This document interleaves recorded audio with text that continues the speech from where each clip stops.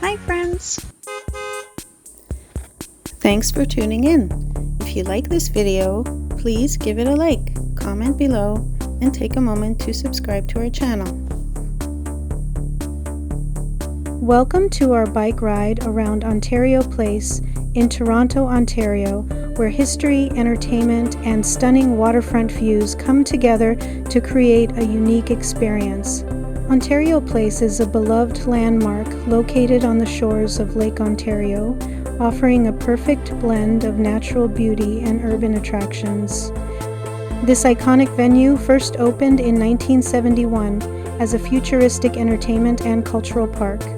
The park's innovative architecture, including the distinctive pods that seem to float above the water, has made it a symbol of Toronto's modern identity. The park's location on the waterfront provides a serene backdrop and a refreshing escape from the city's hustle and bustle. The area is perfect for cycling, with well-maintained paths that offer a smooth and enjoyable ride. Ontario Place has undergone several transformations over the years, adapting to changing times while maintaining its core mission of providing family-friendly entertainment and cultural experiences.